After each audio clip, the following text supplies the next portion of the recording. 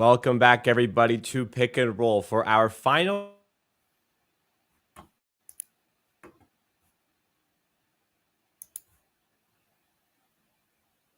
that we're going to take the rest of the week. 11:15 a.m. Eastern Time, all throughout the week. Every weekday at 11:15 a.m. Eastern Time, we go live to talk about the NBA, talk about betting, talk about, of course, Pips' official picks. That is what we are once again doing today on the Board NBA YouTube channel. Please make sure you are subscribed to the Board NBA. Let's try to go for. I think we're getting close to 500 subscribers. Let's try to hit 500 subscribers by the start of the new year. That would give us a big boost going into 2023. We are very close. We're 26 subscribers away. So if you're watching this, you're not subscribed yet, please make sure to do that on the YouTube channel. If you're watching on Twitter right now, we actually have the YouTube video linked in that tweet. But also, for Christmas, right there. You see the shirt that he's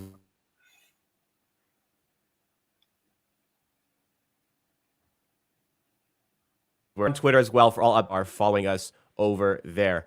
I think there's brief connection issues. Apologies for that, but we're gonna get into the show today, and let's go through yesterday's picks. So 3 picks on the show, and we get a nice winning day. So Friday we had that. I mean, don't want to complain about it. An unlucky day, let's say, but yesterday made up for it quite a little bit here. Going over to the picks that we had. First of all, you go to the bet stand to see all of the picks. Of course, yesterday I tracked them late. My apologies, but I did track them before the game started. Go into the Find Better section on betstamp.app in your browser or the Betstamp app on your phone.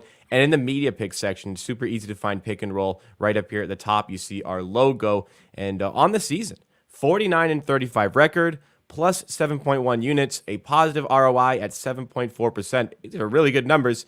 And let's go to the picks. So we'll go one by one. Let's go chronologically here. First of all, we had the Garland and Kyrie Irving on the same game parlay. And this one, Garland was no problem. Kyrie Irving, after the first quarter, had 2 points, which was like, maybe a problem here. But in the end, neither of them were even a sweat. Both cleared easily. What were your thoughts on this pretty high-scoring game between the Nets and the Cavaliers? Yeah, I was watching the game, so I was a bit frustrated seeing Kyrie Irving Yeah. fighting his. I was like, he's fighting his old demons again in this game. It looked a lot like the Bulls game, Yep. at least the start. He was so passive, and then like the Kyrie he scored 3 threes in 19 seconds, like just over and over, and like, okay, he has 11 points now, like, and we need 9 more in the second half, and if he continues the same energy, he'll score 30, and he scored 32. We had Garland with, I think, 46. That was amazing. Yep. Great to see him having those kinds of gains, and I hope he can continue with that. He's still trying to find his groove next to the Donovan Mitchell not being the first option, but looking positive here. Yeah, so no Get sweat, right pick. first one. Yeah. Second one, you would think not really a lot of sweat. Devin Vassell, 24 points. He was another one who had a little bit of a slow start. It wasn't his best shooting night, but the opportunities kept coming. And then I felt like maybe a blowout would potentially ruin this bet. I think it ended up pretty close, but Vassell ends with 24 points to cover the 18.5. Your thoughts on his performance, and then just the Jazz in general. You love betting against the Jazz with pull-up shooters like this. Is you think this is something you're going to continue Yeah. with? Yeah, the first half on the first half, the first he was like had 6 minutes stint, then went on the bench for 3 minutes, then came back for 6 minutes another time. So his first 12 minutes were poor because he was playing in the corners, and that's the good thing. The Utah Jazz, the defense, great, and then Greg Popovich, I saw him doing that. Said, Devin, get the ball and initiate the offense. And when he started to being the ball handler, he just kept getting wide open mid range and threes and everything. And from that moment, when I saw the closing on the first half, how they played through him, I was like, okay, he's going to score 30. And he was on a good road to score 30, but he was missing a lot of good shots. Still end up the game with 24. And I wasn't worried about the blowout because Spurs were up. If Utah Jazz were up, I will be worried because Spurs can give up a ton of Yeah. times. But Spurs are by far the worst the net rating for 4 quarters in the entire, like double than the next worst net rating for the 4 quarter. So I was like, and also just were I think 7 point spread favorite coming into this game. So I expected them to manage to get it close, and they actually had a shot for tie at the end. So yeah, but great game from Devin. He was amazing. Like I think he had 8 assists. That's because he was playing as the main playmaker. So let's move into the third one. This is the only loss of the day. You had LaMelo Ball over on threes. That one cleared easily. He also had one pretty much from the logo, which was just a cool highlight. Damian Lillard does not hit his points.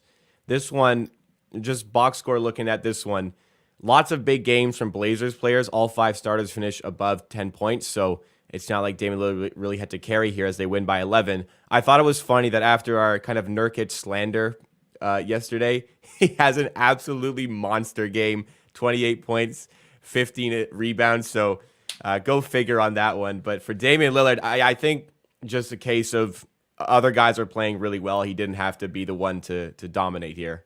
Yeah, and the most interesting part is Damian Lillard was 1 from 10 from three, and Yusuf Nurkic scored 5 threes. Like yeah, that's mind blowing. But yeah, Damian Lillard had like first quarter when he didn't attempt a single field goal at all. He was just passing around. Then he came back. They were down 10, and he started very aggressively. And then when he, I think he was 1 from 9 from the three, like early into the third quarter. And then Nurkic start hitting, Rand start hitting, Simon starts hitting, and then he was okay. It's not my night. I will let this guy hoop and use my gravity to open the shots for them, and that's exactly what he did. So Damian Lillard in these spots when it's not a big game, it's not Denver Nuggets against him. Not, I think this is a bit of my mistake because I was like trying to bet this psychological, like after 3 wins he will need to do the scoring, but obviously that's not the case, and I will take this one on me that there was a better spots to take in this one. So unfortunate, but at the end of the day, we will take the winning day. It was a 2-1 day, and it has Yeah, been a sure. great season so far, as I mentioned earlier on, with a 49-35 record. We're going to get into the 2 official plays later on. But in the theme of New Year's here, this is our last show before New Year's, by the way. So we'll take the theme a little bit early. New Year's resolutions are obviously a big thing. A lot of NBA teams have some resolving to do. So I want to ask you, your number one team that you think will turn the record around the most going into the new year. So not a negative thing. Let's spin it to a positive thing. Which team will bounce back the most in 2023? So for this one, I mean, that's kind of like to say something which is for now obvious, but I watched almost every game of the Brooklyn Nets over the last couple of days, like last 5 6 games, and they're playing amazing. Mm-hmm. Like they figured out the defense, and they're now above average on defense, and the offense is easy. Like they were throwing double teams on KD and Kyrie, and they combined for 64 points.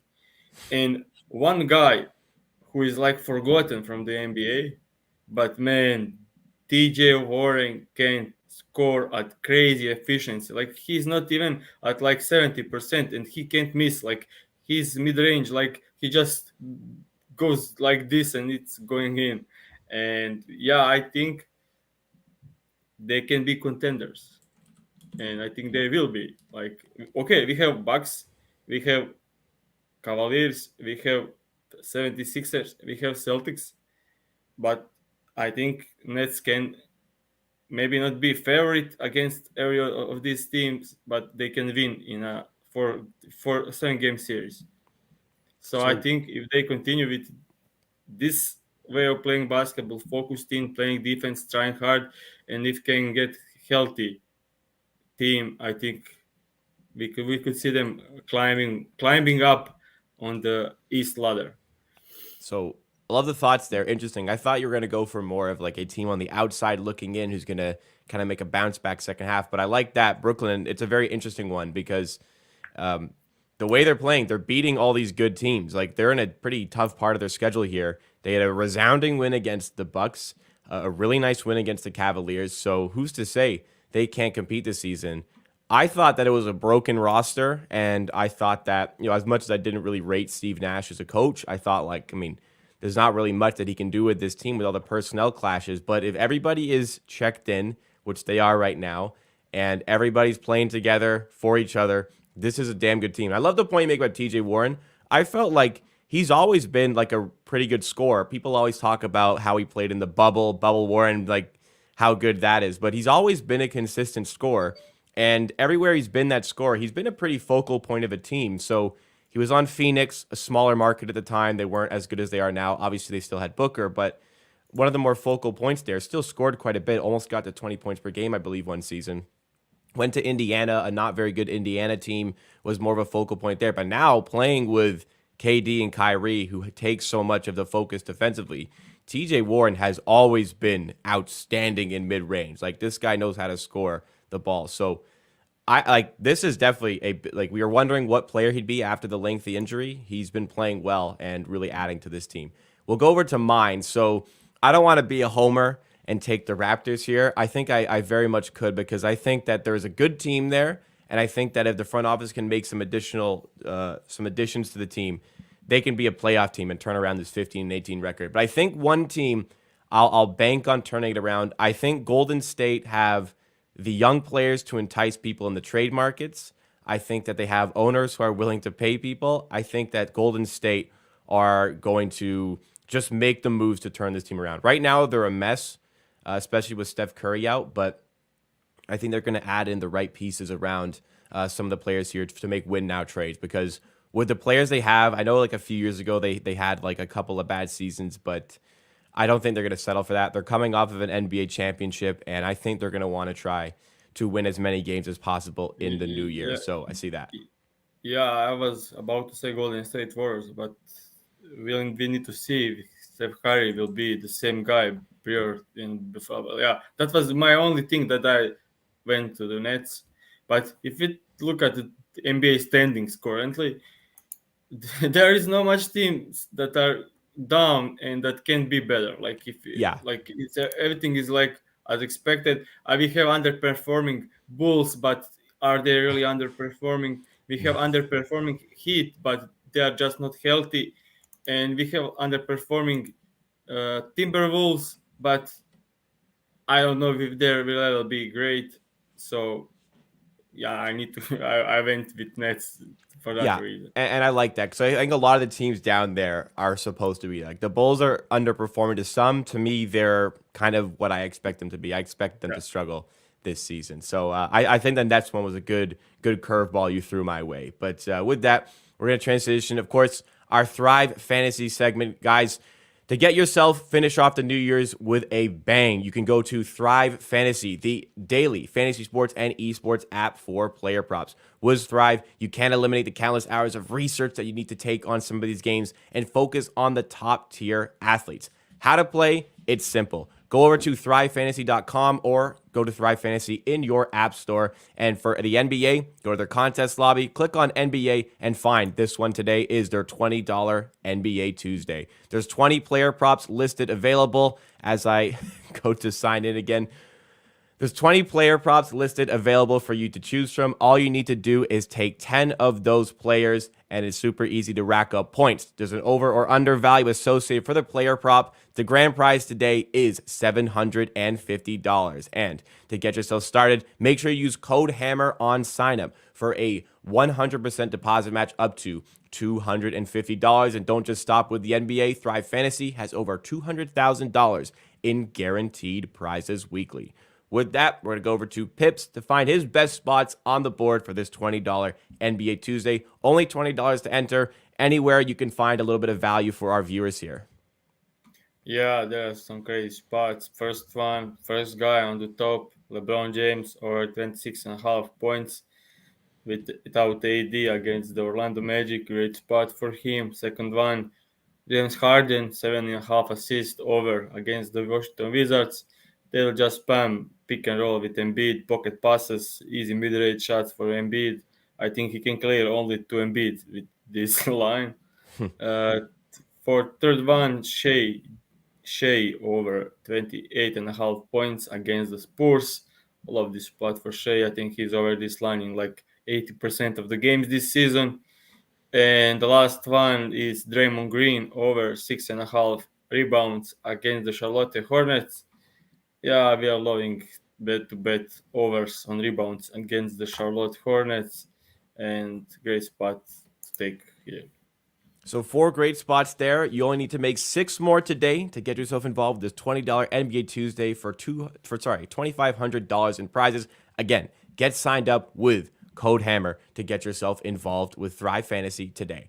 All right, we're going to move now into the official pick segment of the show, and there are 2 official picks for today. Both of them are straight plays on specific players, some of the biggest names involved in a pretty good slate tonight. Here's our first one as the 76ers take on the Wizards.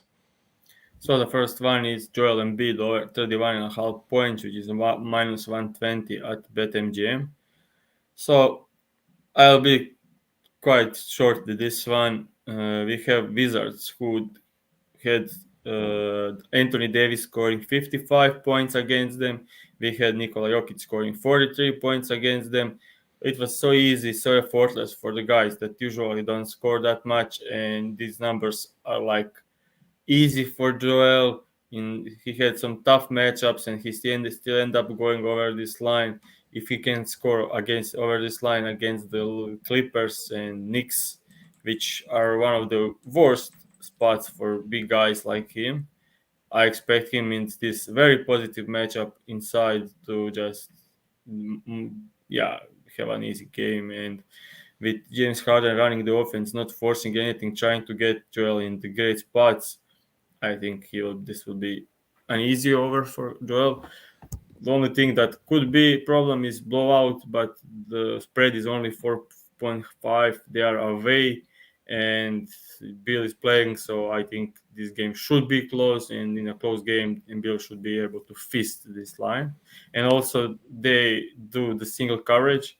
Like Jokic was scoring like 17 out of 18 from two, and they still didn't double team him. They just allowed him to score, and that's their defensive scheme. And if it allow Joel Embiid that we saw like 50 points against Charlotte Hornets, who did the same, and I wouldn't be surprised if we see something similar tonight.